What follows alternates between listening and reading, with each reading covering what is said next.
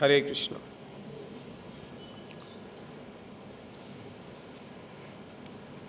ఈ అధ్యాయంలో ఈ శ్లోకము, ప్రతి ఒక్క శ్లోకం కూడా చాలా అద్భుతంగా ఉంటుంది.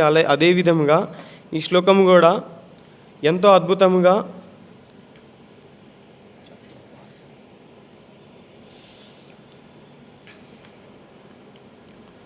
ప్రభుపాదుల వారు భాష్యము చాలా అద్భుతంగా మనకి ఇచ్చారనమాట. దీంట్లో మనకి తెలుసుకోవాల్సిన విషయం ఏంటి? మేజర్గా చాలాసార్లు ప్రభుపాదుల వారు చెప్తా ఉన్నారు శుద్ధ భక్తుడి గురించి. సో మనం అందరం ఇక్కడ ఎందుకున్నాం? భక్తి కోసం ఉన్నాం. ఆ భక్తి కావాలి అంటే ఏ విధంగా, ఎలాంటి క్వాలిటీస్, ఎలాంటి గుణగణాలు మన దగ్గర ఉండాలి అనేసి, ఎలాంటివి అనేది మన అర్జునుడి దగ్గర, మళ్ళీ పరీక్షిత్ మహారాజ్ దగ్గర ఉన్నాయి. వాటిని శ్రీకృష్ణ భగవానుడు బయట వాళ్ళకి, ప్రపంచానికి, బాహ్య ప్రపంచానికి ఎలా చూపించారు అన్నదాన్ని చాలా చక్కగా ప్రభుపాదుల వారు వివరించారనమాట. సో ఒకప్పుడు పరీక్షిత్ మహారాజు అడవిలో ధనుర్బాణములతో వేటయందు నియుక్తుడై మృగములను వెంబడించుచు అలసినవాడును, ఆకలిగొన్నవాడును, దప్పిక కలిగినవాడును అయ్యను. జలాశయము కొరకై వెదుకుచు అతడు శమీకముని ఆశ్రమున ప్రవేశించి ఆ ముని కనులను మూసుకొని ధ్యానమగ్నుడై ఉండుటను గాంచెను.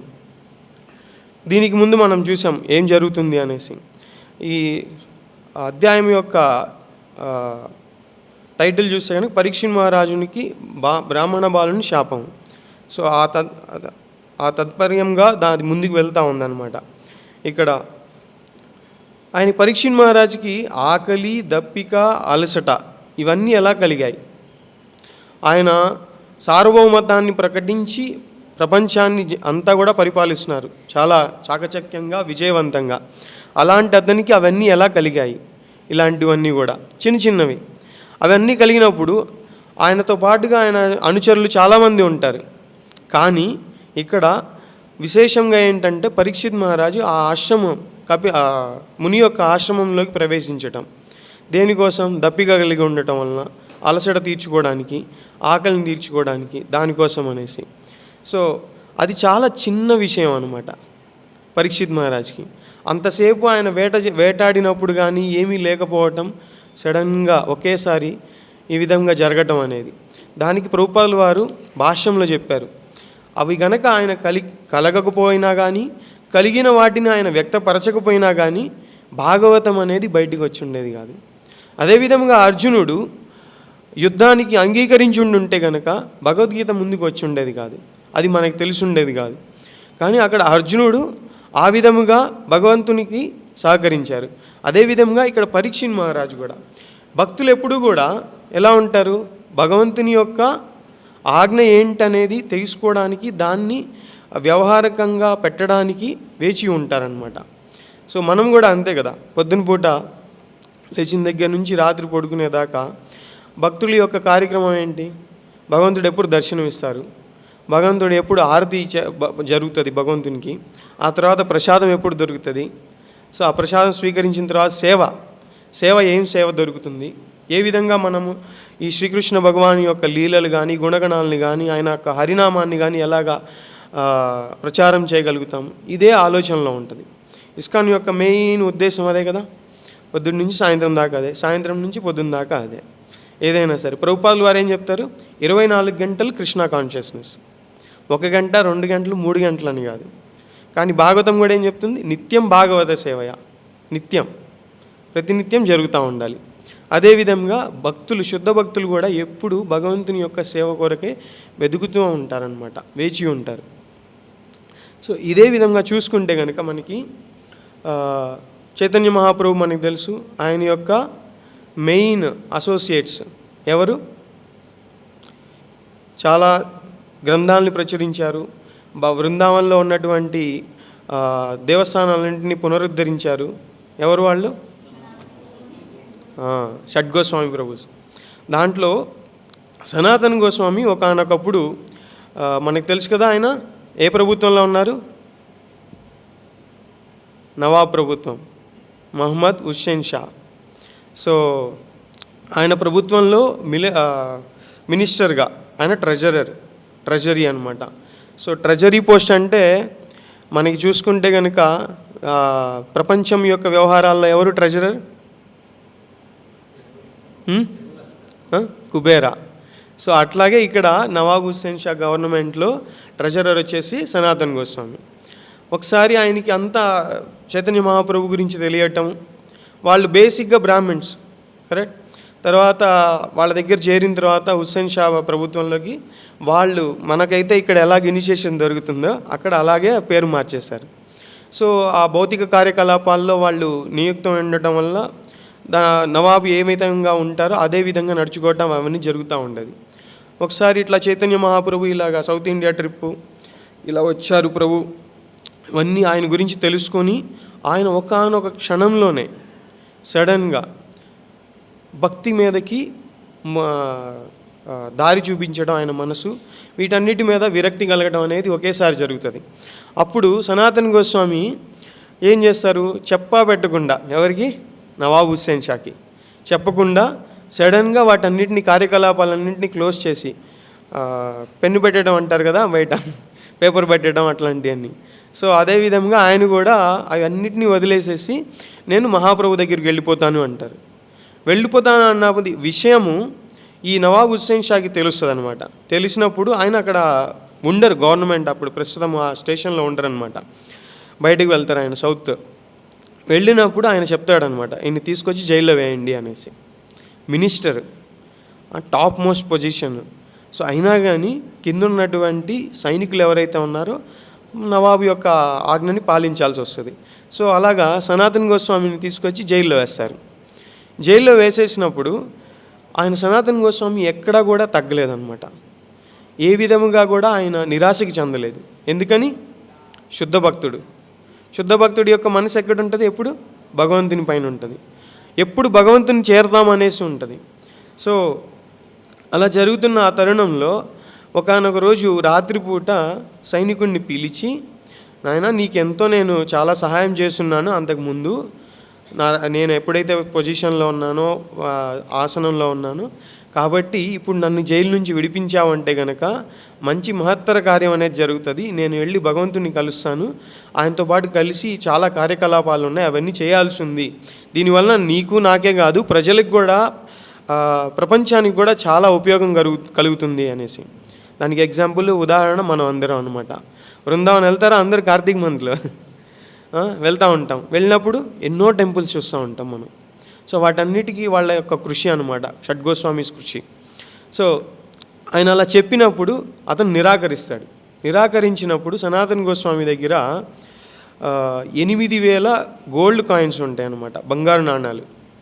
సో ఆయనకి 7,000 ఇస్తానని చెప్తాడు, ఫస్ట్ 5,000 ఇస్తానంటాడు. 5,000 ఇస్తానన్నప్పుడు కూడా అతను ఇంకా ఏదో మాట్లాడుతూ ఉంటాడనమాట. చర్చ అనేది జరుగుతూ ఉంటుంది. జరుగుతూ ఉన్నప్పుడు సనాతన్ గోస్వామి మళ్ళీ గుర్తు చేస్తారు, నువ్వు చాలా కష్టాల్లో ఉన్నప్పుడు నేను చాలా సహాయం చేశాను, కానీ నేను నీకు ఇప్పుడు ఈ 5,000 కాయిన్స్ బంగారు నాణాలు ఏవైతే ఇస్తున్నానో అవన్నీ కూడా ఏంటంటే నువ్వు నన్ను విడిపిస్తున్నావని కాదు, దానికోసమని కాదు, ఇవి తీసుకో, నాకు అవసరం లేదు, నేను భగవంతుడి దగ్గరికి వెళ్తున్నాను, కానీ తీసుకొని నన్ను విడిపించు అనేసి చెప్తారు. చెబితే ఆయన నిరాకరిస్తాడు. నిరాకరించినప్పుడు మళ్ళీ తీసి ఇంకొక 2,000 కాయిన్స్ పెడతారు. ఆయన 7,000 కాయిన్స్ మొత్తం అంతా కూడా. అప్పుడు సైనికుడు అడుగుతాడనమాట, నిన్ను విడిపిస్తే కనుక నవాబు నన్ను కూడా జైల్లో వేస్తాడు, నాకెట్లాగా అనేసి అని అడిగినప్పుడు చెప్తాడనమాట సనాతన్ గోస్వామి. ఎందుకంటే ఆయన మినిస్టరు, ఆయనకి డూప్లిసిటీ కూడా తెలుసు, ఎవరిని ఎలాగా హ్యాండిల్ చేయాలన్నది ఆ యొక్క విషయం ఆయనకి బాగా తెలుసు. కాబట్టి ఆయనకి నచ్చజెప్పే విధానంగా చెప్తాడు. ఎట్లాగా, నువ్వు నన్ను తీసుకెళ్ళి బయటికి, నన్ను అట్లా నది ఒడ్డునికి తీసుకెళ్ళినప్పుడు కార్యకలాపాలు తీర్చుకోవడానికి నన్ను అక్కడ పంపించినప్పుడు గొలుసులతో పాటుగానే పంపించాను, కాబట్టి ఆయన ఏం చేశాడు, సడన్గా గంగలో దూకేశాడు అని చెప్పు నవాబ్కి. గంగలో దూకేశాడు, ఆయనకి చైన్లు అవన్నీ ఉన్నాయి, చాలా బరువు ఉంటాయి అన్నమాట. సో ఉండటం వల్ల ఆయన మునిగిపోయాడని చెప్పు, అప్పుడు నిన్నెవరు ఏమనరు అనేసి. సో తనకి ఏ ప్రాబ్లం లేదు, 7,000 గోల్డ్ కాయిన్స్ దొరికాయి. సో అతనికి సంతోషం. అందులో ఒక విషయం తెలుసుకోవాలన్నమాట, ఇక్కడ సనాతన్ గోస్వామి వచ్చేసి శుద్ధ భక్తుడు, చాలా తెలివి గలవాళ్ళు. అక్కడ సైనికుడు, అదిగాక ముస్లిం సైనికుడు, అతను ఒక మాంసాహారి. వాళ్ళ యొక్క బుద్ధి అనేది మాంద్యముగా ఉంటుంది, మందముగా ఉంటుంది. అసలే కలికాలంలో అందరూ మంద సుమందమతయో మందభాగ్య హ్యుపద్రుత, అన్ని రకాలైనటువంటి మోహానికి గురై ఉంటారు. వాళ్ళ యొక్క బుద్ధి మందం అనేసి ఉంటుంది, వాళ్ళకి ఆలోచన జ్ఞానం అనేది తక్కువ. కానీ భక్తి అనేది ఎప్పుడైతే అవలంబించడం స్టార్ట్ చేస్తామో, మనము మొదలు పెడతామో, అప్పుడు మన యొక్క జ్ఞాపక శక్తి కానీ వేరే ఎటువంటి జ్ఞానమైనా కానీ ఇట్లా చాకచక్యంగా మనకి దొరుకుతుందన్నమాట. ఎందుకంటే భగవంతుడు చెప్పాడు, నమే భక్త్యా ప్రణశ్యతి యోగక్షేమం వహామ్యహం, నీకు ఉన్నదాన్ని కాపాడుతాను, లేని దాన్ని సమకూరుస్తాను అనేసి. సో భక్తుడు అనేవాడు ఎక్కడా కూడా సంకోచించాల్సిన అవసరం లేదు, దేని గురించి బాధపడాల్సిన అవసరం లేదు, అది ఉన్నది ఇది లేదు అనేసి ఆలోచించాల్సిన అవసరం లేదు. ఎప్పుడు మనకి అది కావాలో భగవంతుని యొక్క సేవకై లేదా భగవంతుని సేవకు మన యొక్క ఆత్మని పరమాత్మని కలిపి అది సహకరించే విధంగా ఉండటానికి ఏమేమి కావాలో అవన్నిటినీ భగవంతుడు సమకూరుస్తాడనమాట. కానీ అక్కడ చూస్తే కనుక ముస్లిం సైనికుడు, తనకి బుద్ధి అనేది చాలా తక్కువ. సో వెంటనే అతన్ని బోల్తా కొట్టించవచ్చు. సనాతన గోస్వామి చేసిన పని అదే అనమాట. సో సింపుల్గా చెప్పారు, సంఖ్యలు వేసాను, తీసుకెళ్ళాను. నవాబు అడగచ్చు కూడా, తీసుకెళ్ళి అక్కడ పట్టుకొని ఉండాలి కదా, జాగ్రత్తగా ఉండాలి కదా అనేసి. కానీ అక్కడ కూడా నవాబు కూడా ముస్లిమే. ఇక్కడంతా కూడా భగవంతుని యొక్క మాయ అనేది జరుగుతూ ఉంది. మనం చూస్తే కనుక వెనకాల యోగమాయ, అది బయట వాళ్ళకి తెలియదు, అది అర్థం కాదు కూడా, ఓన్లీ భక్తులు మాత్రమే అర్థం చేసుకోగలరు. సో అలా జరుగుతున్నప్పుడు ఆయన అలా చెప్పేసేసి ఆయన వెళ్ళిపోతారు. నవాబు అదంతా తర్వాత జరుగుతూ ఉంటుంది. కానీ సనాతన గోస్వామి భగవంతుని దగ్గరికి చేరే అంతవరకు ఇలాంటి డూప్లిసిటీ అనేది చాలాసార్లు ఉపయోగించారు. ఒక ప్లేస్లో ఒక స్థానంలోకి వెళ్ళిన తర్వాత ఒక చోట నైట్ ఉండాల్సి వస్తుంది, ఆయన రాత్రిపూట చేయాల్సి వచ్చినప్పుడు అక్కడ ఉన్నటువంటి జమీందారు ఆయన ఈయనతో పాటు సనాతన గోస్వామితో పాటు ఆయన యొక్క ఫ్రెండ్ ఒక అతను కూడా వెళ్తాడనమాట, స్నేహితుడు. అతని పేరు ఈశాన. సో తను కూడా వెళ్తున్నప్పుడు తను ఏం చేస్తాడు, 8 బంగారు నాణాలని దాచిపెడతాడనమాట సనాతన గోస్వామికి తెలియకుండా. సో ఆ ప్రదేశానికి వెళ్ళినప్పుడు అక్కడ ఒక ఆస్ట్రాలజర్ ఉంటాడు. అతనికి ఏంటంటే చాలా శక్తి ఉంది, తనకి ఇట్లా పసిగట్టే విధానం ఎక్కువ ఉందన్నమాట. తను ఈ జమీందారు చెప్తాడు, వాళ్ళ దగ్గర 8 బంగారు నాణాలు ఉన్నాయి, అది ఎట్లయినా సరే నువ్వు వశం చేసుకో అది ఇది అనేసి. వాళ్ళు ఏమనుకుంటారు, వాళ్ళిద్దరు కలిసి ప్లాన్ చేస్తారు, రాత్రిపూట వీళ్ళని చంపేస్తాము అనేసి. దానికి తగ్గట్టుగా ఆ జమీందారు సనాతన గోస్వామికి, మీరు చాలా దూరం నుంచి అలసిపోయి వచ్చారు, చాలా ప్రశాంతంగా సెదదీరండి, ఈ మంచినీళ్ళు తాగండి, మీకు అన్నము అవన్నీ గ్రెయిన్స్ అవన్నీ ఇస్తాను, ధాన్యాలు వండుకోండి, మీరే వండుకొని మీరు తినండి అనేసి. ఎందుకంటే వాళ్ళకి అర్థమవుతుంది వీళ్ళు ఎక్కడి నుంచి ఏంటి అనేసి. సో అందుకని ఇవన్నీ ఆయన ఆఫర్ చేస్తాడు. చేసినప్పుడు సరే అనేసి ఊరుకుంటారు. తర్వాత సనాతన గోస్వామికి పరమాత్మ రూపంలో ఒక సందేహం దొరుకుతుంది. అప్పుడు వెళ్ళి నా స్నేహితుడిని అడుగుతారనమాట బంగారు నాణాల గురించి. అడిగినప్పుడు ఆయన చెప్తాడు 8 తీసుకొచ్చాను అనేసి. సో 8 తెచ్చినప్పుడు ఆయన దగ్గర నుంచి 7 తీసుకుంటారు. ఇక్కడ సనాతన గోస్వామి ఒక అద్భుతమైన మాట చెప్తారు ఆ స్నేహితుడికి, ఇవన్నీ ఎందుకు తీసుకొని వచ్చావు, ఇవన్నీ మనల్ని ఈ భవబంధాలకి వీటన్నిటికీ లోనయ్యే విధంగా గురయ్యే విధంగా మనల్ని కట్టిపడేస్తుంది అనేసి. అదేవిధంగా అటు పక్కన ఏం జరుగుతుంది, ఆ జమీందారు వీళ్ళని చంపేసి వాటిని దోచుకోవాలని చూస్తున్నాడు. కానీ ఈ నాణాలే వీళ్ళ దగ్గర లేకపోతే కనుక అక్కడ స్టోరీ అంతా కూడా వేరే విధంగా ఉండదు, కథ అంతా. ఇప్పుడు ఏం చేయాలి, వాళ్ళని కాపాడాలి, సనాతన గోస్వామి ఆయన్ని కాపాడుకోవాలి, అలాగే ఆయన స్నేహితుడిని కాపాడాలి. అందుకని సనాతన గోస్వామి తెలివిగా ఆ 7 నాణాలని తీసుకొని ఆ జమీందారు దగ్గరికి వెళ్తాడు. బట్ జమీందారికి తెలుసా లేదా 8 నాణాలు ఉన్నాయనేసి? తెలుసు. సో ఈయన 7 నాణాలు ఇచ్చి, నువ్వు మాకు ఇంత ఆతిథ్యం ఇచ్చావు, ఇంత బాగా చూసుకుంటున్నావు అది ఇది అనేసి. ఆయనకి తెలుసు, సనాతన గోస్వామికి కూడా తెలుసు వాళ్ళు ఖచ్చితంగా వీళ్ళని రాత్రిపూట చంపేసి వాటిని దోచుకుంటారనేసి. అందుకనే ముందంజగా ఈయన వెళ్ళి ఆయన్ని పొగడ్తలో ముంచేస్తాడు. ఎప్పుడైనా సరే కొంతమంది బయట చూస్తూ ఉంటాం, వాళ్ళ దగ్గర నుంచి ఏదైనా పని కావాలి అనుకున్నప్పుడు వెళ్ళేసేసి చాలా చక్కగా పెయింట్ వేయటం అంటారు ఇంగ్లీష్ బయట ప్రపంచంలో. అట్లా చేయటం వలన వాళ్ళని ఆసక్తిగా ఆకట్టుకోవచ్చు అనమాట. అప్పుడు వాళ్ళు మన పని చేసి పెడతారు సులువుగా. సో ప్రభుత్వంలో లంచం ఇవ్వటం అన్నట్లుగా. సో ఇక్కడ చూస్తే సనాతన గోస్వామి చక్కగా వెళ్ళి ఆ 7 నాణాలు ఇచ్చేస్తారు. ఇచ్చేసినప్పుడు జమీందారు అంటాడు, నీ దగ్గర 8 ఉన్నాయి నాకు తెలుసు, నువ్వు 7 ఇస్తున్నావు అంటే, ఆయన అప్పుడు తర్వాత మధ్యలో కాన్వర్జేషన్ జరుగుతుంది. ఆ ఒక నాణెం అనేది ఆయన కోసం, ఆయన స్నేహితుడి కోసం, దారిలో ఆయన వెళ్ళటానికి వాటికి వీటి కోసం అనేసి. సో సనాతన్ గోస్వామి ప్లాన్ ఏంటంటే అక్కడి నుంచి ఆయన ఒక్కడే ఒంటరిగా భగవంతుడి దగ్గరికి వెళ్ళాలి, చైతన్య మహాప్రభు దగ్గరికి, వారణాసి చేరుకోవాలనేసి. సో అలా చెప్పినప్పుడు ఆ యొక్క జమీందారు ఎవరైతే ఉన్నారో అతని యొక్క మనసు కూడా మారిపోతుంది. ఎందుకని? శుద్ధ భక్తుల యొక్క సాంగత్యం. తీర్థి కుర్వంతి తీర్థాని. ఎక్కడైతే శుద్ధ భక్తులు ఉంటారో, ఎక్కడైతే వాళ్ళ వాక్కులు అనేవి ప్రబలించి ఉంటాయో అక్కడంతా కూడా స్థానం అంతా, ఆ ప్రదేశం అంతా కూడా మొత్తం తీర్థం అయిపోతుంది, చాలా అద్భుతంగా మారిపోతుంది అన్నమాట. సో అలా సనాతన్ గోస్వామి చెప్పడం వలన ఆ జమీందారు యొక్క మనసు అనేది మారిపోతుంది. మారిపోయి ఆయన చెప్తాడు సనాతన్ గోస్వామితో, ఓకే మీరు చేసినటువంటి కార్యం అనేది చాలా బాగుంది, మీరు తీసుకొచ్చి నాకు ఇవ్వటం, లేకపోతే కనుక నేను మిమ్మల్ని రాత్రిపూట చంపేసి మీ దగ్గర ఉన్న 8 నాణాలు దోచుకుందామనేసి అనుకున్నాను. నాకు ఇప్పుడు అది వద్దు, మీ యొక్క మంచితనం ఇవన్నీ తెలిసింది నాకు, ఈ 7 నాణాలు అన్నీ మీరే పెట్టుకోండి, నాకు వద్దు, మిమ్మల్ని ఏం చేయాలి, ఎక్కడికి చేర్చాలో నేను చేరుస్తాను, మీకు ఎలాంటి సహాయం కావాలో అదంతా సమకూరుస్తాను అనేసి. కానీ సనాతన్ గోస్వామికి ఇవన్నీ వద్దు. ఎందుకు? ఆయన అన్నిటినీ త్యజించి భగవంతుడి దగ్గరికి వెళ్తున్నారు. మళ్ళీ వాటిని తీసుకొని ఏం చేసుకుంటారు? ఆయన అవసరం లేదు, ఆయనకే ఇచ్చేస్తారు. ఇచ్చేసినప్పుడు ఆయన అనుచరులను ఇచ్చి పంపిస్తారనమాట. అలా చైతన్య మహాప్రభు దగ్గరికి చేరుతారు. ఇక్కడ చూస్తే కనుక అలా జరుగుండకపోతే, సనాతన్ గోస్వామి అనేవాళ్ళు భగవంతుని దగ్గరికి చేరుండకపోతే బృందావనంలో ఆ దేవస్థానాలన్నీ మనకి కనబడేవా? లేదు. అదేవిధంగా ఇక్కడ కూడా ఈ ప్రస్తుతం జరుగుతున్నటువంటి సంభాషణలో, సన్నివేశంలో పరీక్షిత్ మహారాజ్ అనేవాడు ఆ ఆశ్రమంకి గనక వెళ్ళకపోయి ఉంటే గనక భాగవతం అనేటువంటి మహాగ్రంథం మనకి దొరికిండేది కాదు. అర్జునుడు కూడా ఆ విధంగా నటించి ఉండకపోతే కనుక భగవద్గీత అనేది మనకి వచ్చి ఉండేది కాదు. అక్కడ చూస్తే భగవంతుడు వాళ్ళనే ఎంచుకుంటా ఉన్నారు. ఎందుకని? శుద్ధ భక్తులు. అర్జునుడు పరమ స్నేహితుడు, శుద్ధ భక్తుడు. పరీక్షిత్ మహారాజు ఆయన వాళ్ళ తల్లి యొక్క గర్భంలో ఉన్నప్పటి నుంచే భగవద్భక్తుడు. వాళ్ళ యొక్క పారంపర్యంగా ఉన్నటువంటి భగవద్గుణాలు, మంచి గుణాలు ఏమైతే ఉన్నాయో, సుగుణాలు అన్నిటినీ ఆయన ఉలికిపుచ్చుకొని బయటికి వచ్చారనమాట. వచ్చిన దగ్గర నుంచి ఆయన యొక్క చింతన ఏంటి? పరీక్షిత్ మహారాజ్ చింతన ఎప్పుడు చూసినా ఎక్కడ కృష్ణ కృష్ణ కృష్ణ. ఎందుకంటే ఆయనని కాపాడినప్పుడు, గర్భంలో ఉన్నప్పుడు ఆయన శ్రీకృష్ణ భగవానుడు కాపాడినప్పుడు చూసినటువంటి ఆ యొక్క మూర్తి, ఆ యొక్క ఆకారం ఏదైతే ఉందో దానికోసం ఆయన వెతుకుతూ ఉన్నాడు బయటకు వచ్చినప్పటి నుంచి.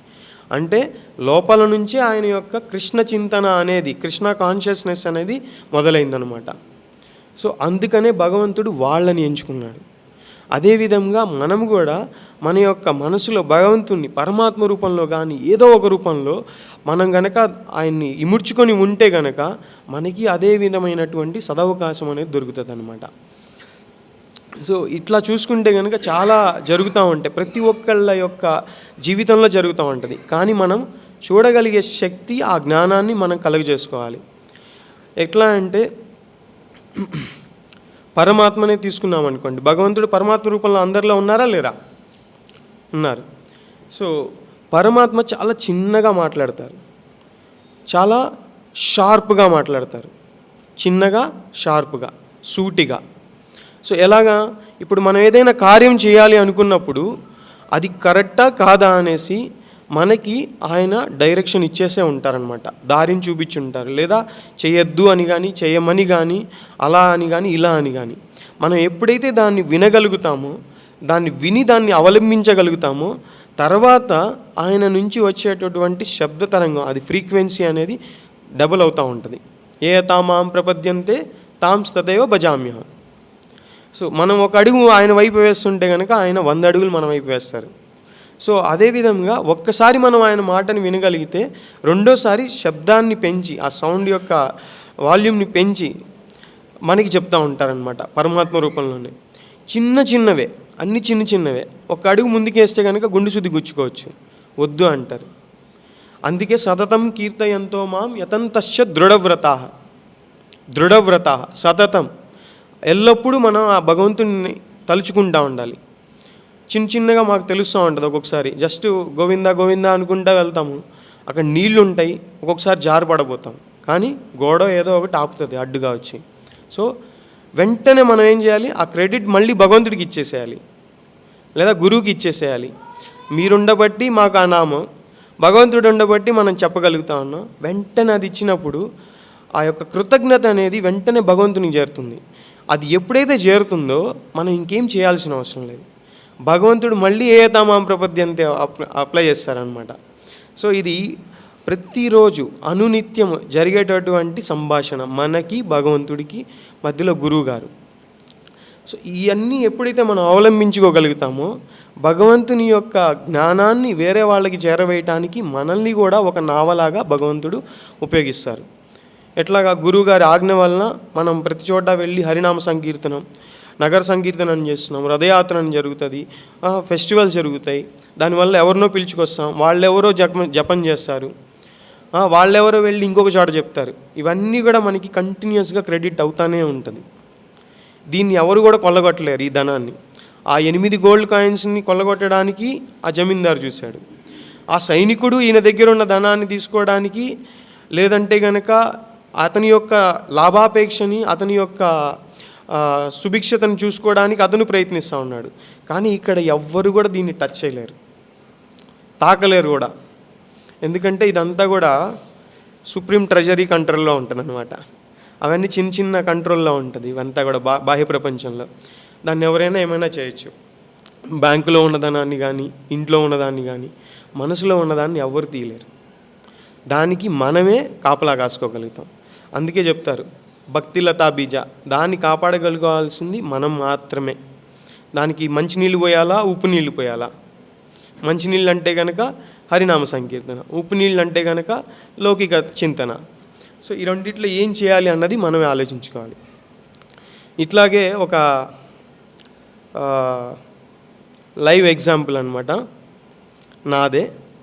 సో నేను ఇట్లాగ ఆశ్రమం జాయిన్ అవ్వాలి అనుకుంటున్నప్పుడు ఇక్కడ పరీక్షిత్ మహారాజ్ కూడా జరుగుతున్నది ఇదంతా అదే. ఎందుకు జరుగుతుంది అంటే భాగవతం ఎలా వచ్చింది, ఏం చెప్పారు అక్కడ శుకదేవ గోస్వామి. ఇక్కడ అద్భుతంగా ఉంటుంది. శ్రీకృష్ణుని సంకల్ప కారణమున అర్జునుడు కుటుంబ పాశము ఎడ మోహగ్రస్తుడు కాకపోయినచో సర్వులకు శుభమును గూర్చు నిమిత్తమై భగవద్గీతను ఆ దేవదేవుడు పలికి ఉండేవాడు కాదు. అదేవిధముగా పరీక్షిన్ మహారాజు ఇప్పుడు అలసినవాడును, ఆకలిగొన్నవాడును, దప్పిక కలిగిన వాడును కానిచో శ్రీమద్ భాగవతపు పరమ ప్రామాణికుడైన శ్రీల శుకదేవ గోస్వామిచే శ్రీమద్ భాగవతము కీర్తింపబడి ఉండేది కాదు. శ్రీల శుకదేవ గోస్వామి ఎవరైనా వ్యాసముని యొక్క కుమారుడు. సో వ్యాసముని భగవంతుని యొక్క లిఖితపూర్వకమైనటువంటి ఇన్కార్నేషన్, లిటరరీ ఇన్కార్నేషన్. సో ఆయన శుకదేవ గోస్వామి యొక్క నోటి నుంచి ఈ యొక్క భాగవతాన్ని బయటికి పలికించడానికి తగిన శిష్యుడు కూడా కావాలి. అందుకే పరీక్షిత్ మహారాజుని శ్రీకృష్ణ భగవానుడు చూస్ చేసుకున్నారనమాట, ఎంచుకున్నారు. మనం చెప్తాం నిగమకల్పతరోర్గలితం ఫలం శుక ముఖాదమృత ద్రవ సంయుతం పిబత భాగవతం రసమాలయం ముహురహో రసిక భువి భావుకా. శుకముఖాద్, శుక అంటే చిలుక, రామచిలుక. దాని రామచిలుక యొక్క మాటలు వాటి అన్నిటి కూడా చాలా అద్భుతంగా తీయగా ఉంటాయి అన్నమాట. అట్లాగే శుకదేవ గోస్వామి శుద్ధ భక్తుని యొక్క నోటి నుంచి వచ్చే మాటలు కూడా అదే విధం అంత తీపిగా అంత అద్భుతంగా ఉంటాయి. అదేవిధంగా ఆయన కనుక చెప్పగలిగితే శ్రీమద్ భాగవతాన్ని పరీక్షిత్ మహారాజుకి చాలా అర్థవంతంగా అర్థమవుతుంది. అంతేకాకుండా ఈ యొక్క ప్రపంచానికి కూడా అది తెలిసే అవకాశం చాలా చక్కగా ఉంటుంది అనేసి. అందుకని శుకదేవ గోస్వామిని ఆ క్షణాన అక్కడికి రప్పించడం, పరీక్షిత్ మహారాజుని కూడా అదేవిధంగా సభా ప్రాంగణానికి రప్పించడం, అక్కడంతా ఋషులు మునులు పరీక్షిత్ మహారాజు ఇలా వస్తున్నారని తెలుసుకుని వాళ్ళందరూ వచ్చి ఆ అసెంబ్లీలో ఉండటం, ఇదంతా జరుగుతుంది అన్నమాట. సో ఇక్కడ కూడా చూస్తే భగవంతుని యొక్క లీల అనేది వెనకాల జరుగుతూ ఉంది. మధుపండిత్ ప్రభు చెప్తూ ఉంటారు, ప్రభుపాల్ చెప్తూ ఉంటారు, బ్యాక్గ్రౌండ్ ఫోర్గ్రౌండ్. అట్లాగే ఇక్కడ బ్యాక్గ్రౌండ్ అది, ఫోర్గ్రౌండ్ వీళ్ళందరూ వచ్చి ఆసీనులై ఉన్నారు భాగవతాన్ని వినటానికి. సో చాలా అద్భుతంగా ఆ విధంగా జరుగుతూ ఉండటం, శుకదేవ్ గోస్వామిని ఎంచుకోవటం, మళ్ళీ ఆయన కూడా శుద్ధ భక్తుడు, ఇవన్నీ ఆయన కలిగిస్తూ ఉంటారు. సో అట్లాగే చూస్తే ఒకసారి నేను ఇంటికి వెళ్ళాను. ఇంటికి వెళ్ళి చెప్పాను అనమాట, ఇట్లాగ నేను టెంపుల్ జాయిన్ అవ్వాలి అనేసి చెప్తే అప్పటికే జాబ్ అంతా రిజైన్ చేయడం అదంతా జరిగింది. కానీ వాళ్ళకి తెలియదు ఎవరికి కూడా. వెళ్ళి చెప్పేసేసి వస్తూ ఉంటే అందరు కలిసి హౌస్ అరెస్ట్. సో తర్వాత అక్కడ నేను కూడా సేమ్, నాకు తెలియవు ఇవన్నీ అప్పుడు, కాకపోతే డూప్లిసిటీ అనేది కొద్దిగా అలవాటు ఉండేది. ఎట్లా అంటే నేను పోలీస్ అవ్వాలి అది ఇది అనేసి సిబిఐ ట్రైనింగ్ అట్లా ఇట్లా అంతా వెళ్తుండేవాళ్ళం. నార్మల్గా అయితే కనుక హైట్ సరిపోదు. సో సిబిఐకి సిఐడి వాటన్నిటికీ అయితే ఓకే. సో అట్లా వెళ్ళి ఎన్సీసీలో ఆర్ఎస్ఎస్లో చిన్నప్పుడు స్కూలింగ్ అంతా కూడా అట్లా జరుగుతూ ఉండేది. జరుగుతూ ఉన్నప్పుడు వాళ్ళ దగ్గర నేను చెప్పింది ఒకటి చిన్న అబద్ధం. నేను జాబ్ మానలేదు, ఇంకా నేను వెళ్ళకపోతే కనుక కంపెనీ వాళ్ళు కేసు వేస్తారు. కేసు వేస్తే కనుక మనం సంపాదించుకున్న దానికంటే ఎక్కువ కట్టాల్సి వస్తుంది, లక్షలు. సో అప్పుడు సరే అనేసి చిన్నగా స్లోగా 1 రోజు 2 రోజుల తర్వాత వాళ్ళంతా కరిగారు. మధ్యలో ఏం చేశారు, వాళ్ళందరూ శివాలయానికి పంపించి నవగ్రహ శాంతి అవి ఇవి ఏమో అనేసి అభిషేకాలు అవంతా చేపిస్తూ ఉన్నప్పుడు నేను చెప్పాను అనమాట వెళ్ళే ముందే, నేను డిసైడ్ అయ్యాను. సో నేను అక్కడికి వెళ్ళినా సరే హరే కృష్ణ మంత్రం చదువుతా కూర్చుంటాను. సో హరే కృష్ణ మంత్ర చదువుతున్నప్పుడు వాళ్ళు చదివే మంత్రాలు ఏవి కూడా అంత పొటెంట్గా వర్క్ అవ్వవు. ఎందుకంటే వాళ్ళందరూ ఉన్న వాళ్ళంతా కూడా భగవంతుని యొక్క భక్తులే, నవగ్రహాలు కానీ ఎవరైనా సరే. శివుడు వైష్ణవానాం యథాశంభు. సో వాళ్ళందరూ కూడా నాకే కోఆపరేట్ చేస్తారు, మీదంతా శ్రమ వృధా అవుతుంది అనేసి చెప్పినప్పుడు వాళ్ళు వినలేదు, అయినా పంపించారు. సరేలే అని వెళ్ళాం, అయిపోయింది. ఆ తర్వాత అక్కడి నుంచి మళ్ళీ వాపస్ బెంగళూరు వచ్చి ఆ తర్వాత చంచలపతి ప్రభుని కలవటం, ఇంటర్వ్యూ అవన్నీ జరిగిన తర్వాత ప్రభు చెప్పారు, ఓకే మీ నాన్నగారిని తీసుకొచ్చి ఆయన్ని కృష్ణ కాన్షియస్నెస్లోకి తీసుకొచ్చి ఆయనకి మొత్తం అంతా నేర్పించిన తర్వాత ఏమీ లేదు అంటే అప్పుడు జాయిన్ అవ్వదు అనేసి. దానికోసం నేను 6 నెలలు వెయిట్ చేశాను అనమాట. ఇక్కడ ఎదురుగా టెంపుల్ ఎదురుగానే ఒక రూమ్ తీసుకోవటము. అది కూడా ఒక విచిత్రం ఏంటంటే ఆయన రూమ్ ఇచ్చిన ఆయన కూడా ఫుల్ అడ్వాన్స్ అవన్నీ తీసుకున్నారు, కానీ ఆయన 2 నెలలు వెయిట్ చేశారు. 2 నెలల తర్వాత నేను వెళ్ళి చెప్పాను, ఇట్లాగా మా నాన్నగారు రావట్లేదు, సో నేనేం చేయలేను, సో మీరు ఎంత కట్ చేసుకోవాలో అంత కట్ చేసుకొని మిగిలింది ఇచ్చేయండి అనేసి. ఆయన ఏమీ కట్ చేసుకోలేదు, కట్ చేసుకోకుండా మొత్తం ఇచ్చారు. సో ఇక్కడంతా కూడా మనకు తెలీదు ఎప్పుడు ఎక్కడ ఎవరికి దేవుడు అనేవాడు పరమాత్మ రూపంలో ఎలాగ ఇన్స్పైర్ చేస్తారు అనేసి. లేకపోతే బయట ఎవరైనా అయితే ఏమీ ఇవ్వరేమో నాకు తెలిసి మోస్ట్లీ. సో అట్లాంటిది ఆయన మొత్తం ఇవ్వటం జరిగింది. నేను ఇక్కడికి రావటం, మళ్ళీ జాయిన్ అవ్వటం, ఆ తర్వాత 3 నెలలకి మళ్ళీ ఇంట్లో చెప్పాను నేను జాయిన్ అయిపోయాను అనేసి. సో ఇదంతా జరుగుతుంటే కూడా ఇక్కడికి రావటానికి నేను జాబ్ కోసం రావటం, మళ్ళీ అక్కడ జాబ్ రాకపోవడానికి కూడా చిన్న సిల్లీ కారణం అనమాట. అంతా అయిపోయింది, అంతా కూడా చిన్న సిల్లీ కారణంతో ఆ కంపెనీ వాళ్ళు రిజెక్ట్ చేశారు. ఒకవేళ వాళ్ళు యాక్సెప్ట్ చేసి ఉంటే కనుక నా లైఫ్ వేరేలా ఉండేది. కానీ లోపల ఎక్కడో భక్తి అనేది మనకి ఉంటే అది మనల్ని ముందుకు తీసుకెళ్తుంది. ఏ తామాం ప్రపద్యంతే తాం సదేవ భజామ్యం. మా తాతగారు హనుమంత్ భక్తుడు. సో అట్లాగే ఆయన దగ్గరికి వెళ్తుండేవాళ్ళం, వస్తుండేవాళ్ళం, ఆ పవర్ ఉంది అని అట్లా చెప్పేవాళ్ళు అనమాట. ఎందుకంటే హనుమంతుడు కూడా శుద్ధ భక్తుడు, వైష్ణవుడు, ఎప్పుడు భగవన్నామ జపం స్మరణం జరుగుతూ ఉంటుంది. సో ఎప్పుడైతే వాళ్ళ ఆశ్రయం తీసుకున్నామో మనకి ఎటువంటి ప్రాబ్లమ్స్ అనేది కూడా రాదు. భాగవతంలో ఇంకొక మంచి అద్భుతమైన వస్తుంది అనమాట. సమాశ్రితాయై పదపల్లవప్లవం మహత్పదం పుణ్యయశోమురారే భవాంబుధిర్ వత్సపదం పరం పదం పదం పదం పదం పదం యద్విపదాం నతేషాం. సమాశ్రితాయే పదపల్లవప్లవం. ప్రతి అడుగు కూడా మనం వేసే ప్రతి అడుగు కూడా ఎక్కడో ఒక చోట ఎన్నో ఇబ్బందులతో కూడుకొని ఉంటుంది. మహత్పదం పుణ్యయశోమురారే. మహత్పదం మనం వేయాల్సిన ఒకే ఒక్క అడుగు ఏమిటది? భగవంతుని సేవ కోసం. మహత్పదం పుణ్య యశోమురారే. యశస్సు, వాళ్ళ యొక్క కీర్తి ఎక్కడి దాకా? మురారి, కృష్ణుని యొక్క పాదాల దగ్గర దాకా చేరుతుంది. అంటే అంత గొప్పగా కీర్తింపబడుతుంది.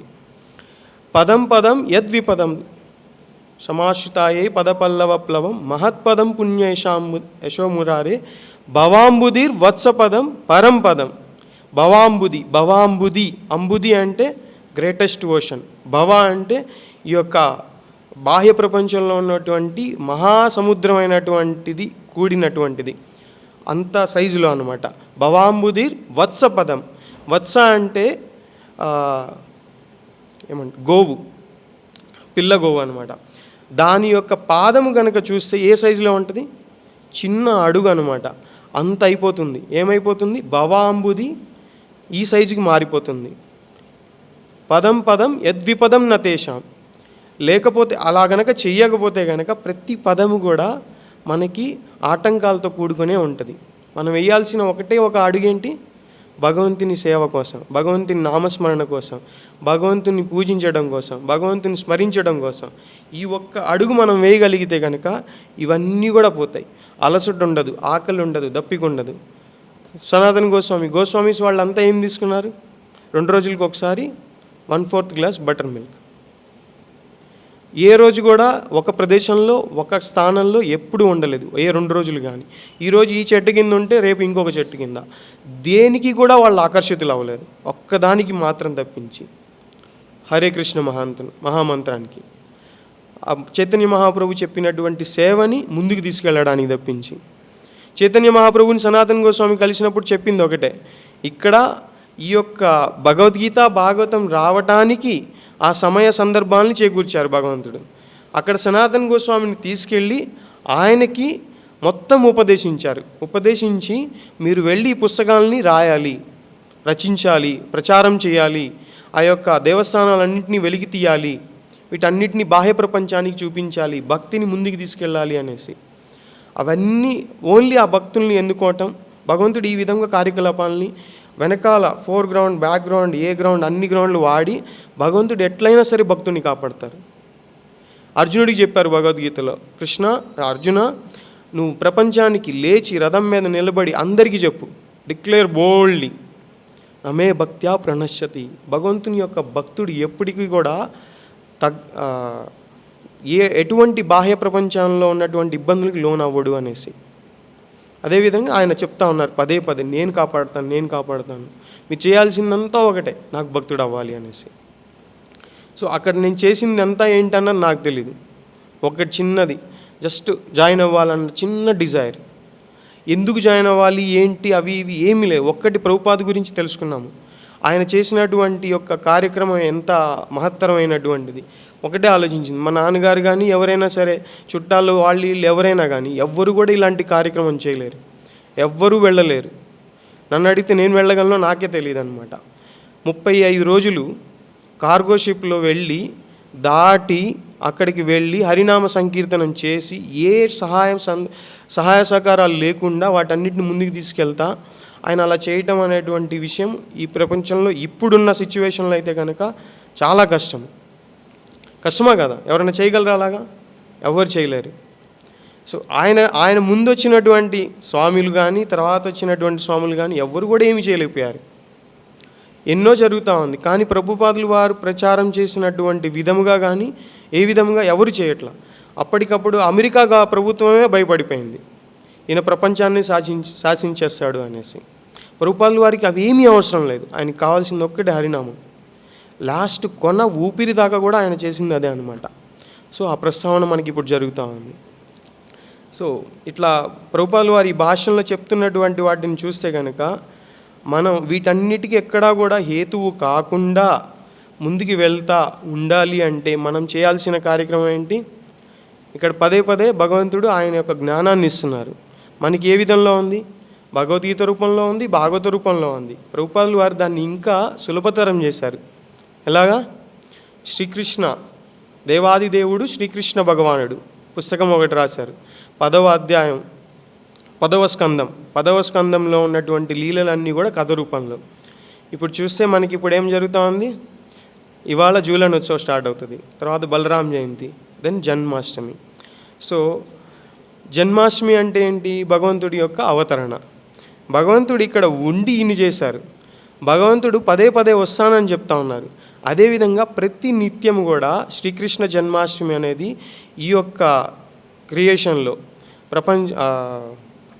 ఎక్కడో ఒక చోట జరుగుతూనే ఉంటుంది.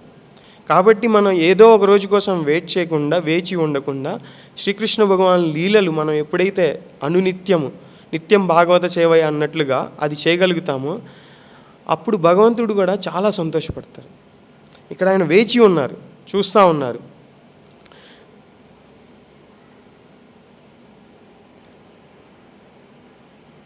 భగవద్ధామమును చేరుటకు పూర్వము మనుజుడు సర్వవిధములైన లోకబంధముల అనురక్తిని త్యజింపవలసి ఉన్నందున భక్తుడైన వాడు లోక వ్యవహారములందు అతిగా అనురక్తుడైనప్పుడు భగవానుడు వైరాగ్యము కలిగే పరిస్థితులను సృష్టించును.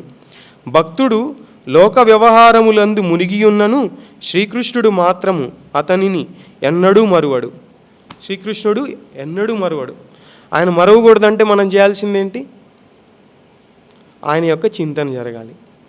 సో దానికి సులభంగా ఏంటంటే ఎవరైనా సరే భగవంతుని యొక్క లీలలు చదువుకునే విధముగా ప్రభుపాదుల వారు ఆ కృష్ణ బుక్ అనేది ఇచ్చారు. ఇంకొకటి ఏంటంటే కృష్ణ బుక్ మనం చదువుతూ ఉంటే అక్కడ అక్రూర వచ్చేసి శ్రీకృష్ణుని బలరాముణ్ణి ఇద్దరిని ఎక్కడికి తీసుకెళ్తారు?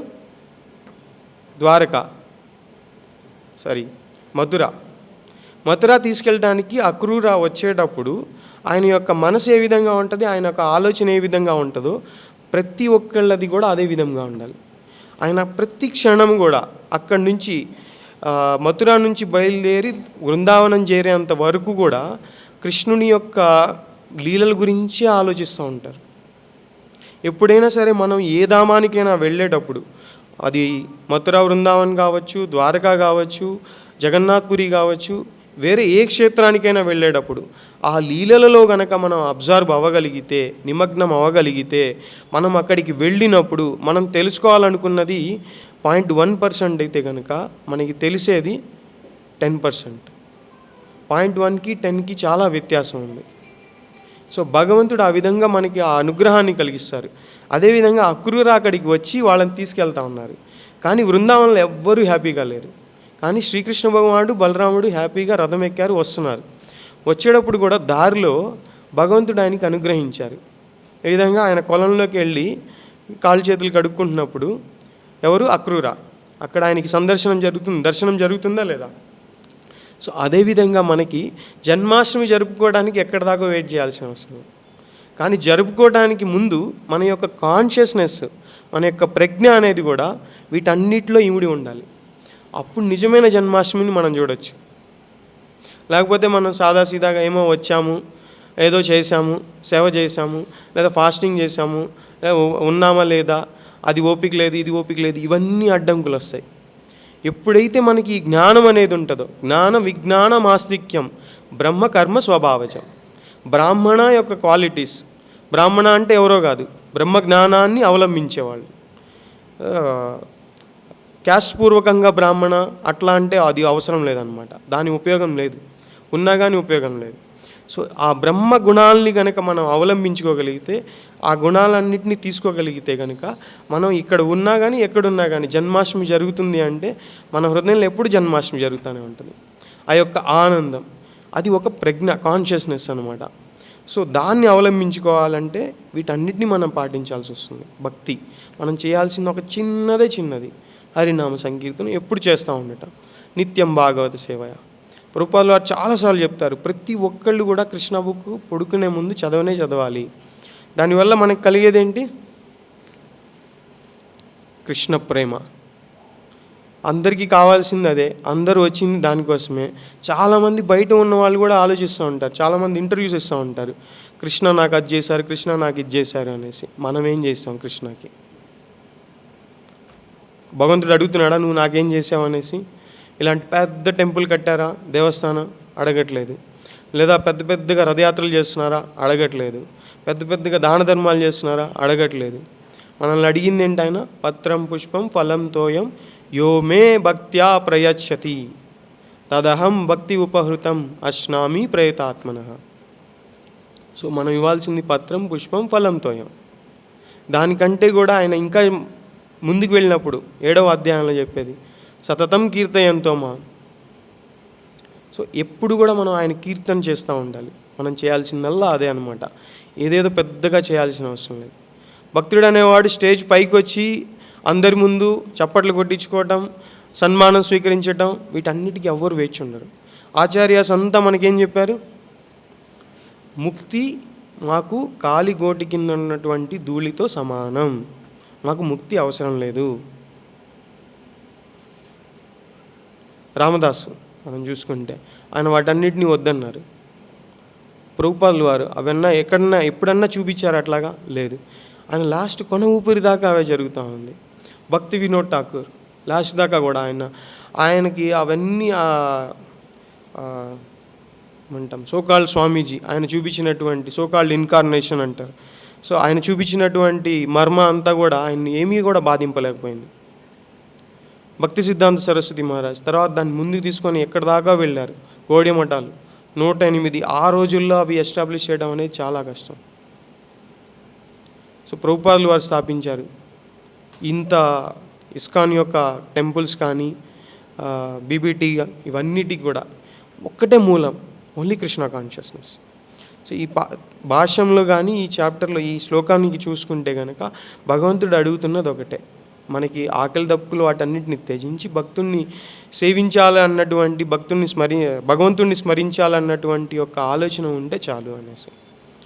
దానికి భగవంతుని యొక్క చేతిలో మనము కూడా ఒక ఇన్స్ట్రుమెంట్ అవ్వాలి అన్న ఒక ఆలోచన మనం పెట్టుకొని ముందుకు వెళ్తూ ఉంటే కనుక మన ద్వారా కూడా భగవంతుడు ఏదో ఒక సందేశాన్ని ఎప్పుడో ఒకసారి బయటికి రప్పించగలుగుతారు. ఆయనకి ఆ అవకాశాన్ని మనం చేకూర్చిన వాళ్ళం అయ్యి మనం కూడా మన జన్మ సార్థకత అనేది జరుగుతుంది అన్నమాట. ప్రతి ఒక్కరు దాని గురించి ఆలోచిస్తూ ఉంటారు కదా.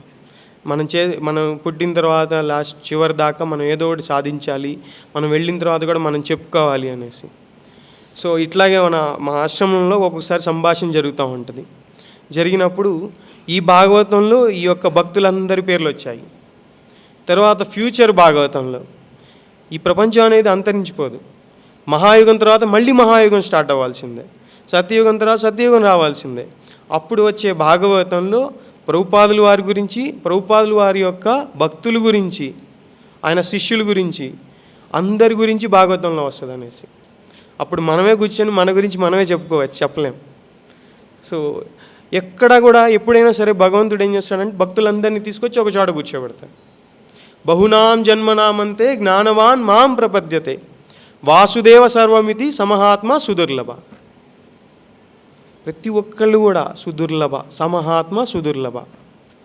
సో ఆ లిస్టులో మనం ఉండాలి, ఆ మహాత్మా కేటగిరీ లిస్టులో మనం ఉండాలి అనేసి ఈ శ్లోకం చాలా చక్కగా చెప్తా ఉంది. సో వాటన్నిటిని వదిలి ఈ యొక్క భాగవతాన్ని వాటన్నిటిని మనం తీసుకొని వెళ్ళాలి. ఇక్కడ చెప్పారు లాస్ట్లో, కనుకనే ఈ విషయము ఒకప్పుడు అను పదముతో ఆరంభమైనది. అదేవిధంగా ఫ్యూచర్లో ఒకప్పుడు ఇలా ప్రభుపాదుల వారు, ఇలా భక్తులు, ఆయన శిష్యులు వీళ్ళందరూ వచ్చారు, వీళ్ళందరూ ఈ సంస్థాపన వీటన్నిటిని ముందుకు తీసుకెళ్లారు, ఇలా రథయాత్రలు జరిగాయి అనేసి. మనం ఇక్కడ ఉంటాము, ఇప్పుడు ఎక్కడో పాకిస్తాన్లో లేదా సౌదీలో ఎక్కడో రథయాత్ర జరుగుతూ ఉంది. మనం ఎక్కడన్నా వేరే వాళ్ళతో కలిసినప్పుడు వాళ్ళు అడుగుతారు, ఓ అంటే ఆ రోజు అప్పటి నుంచి స్టార్ట్ అవుతుంది, న్యూజెర్సీలో జరిగింది, న్యూయార్క్లో జరిగింది, అక్కడ జరిగింది, ఇక్కడ జరిగింది, మనం కూడా చెప్తూ ఉంటాం. అదేవిధంగా ఫ్యూచర్ భాగవతంలో ఇవన్నీ వస్తాయి అన్నమాట, ఒకప్పుడు ఇవన్నీ జరిగాయి అనేసి. సో వాటన్నిటికీ మనకు కూడా సదవకాశం ఉంది. సో వాటన్నిటిని మనం ఉపయోగించుకోవాలనేసి ఈ భాష్యం చెప్తా ఉంది శ్లోకం. ప్రభుపాదులు వారు చాలా చక్కగా శ్రీకృష్ణ భగవాన్ మళ్ళీ చెప్తూ ఉన్నారు.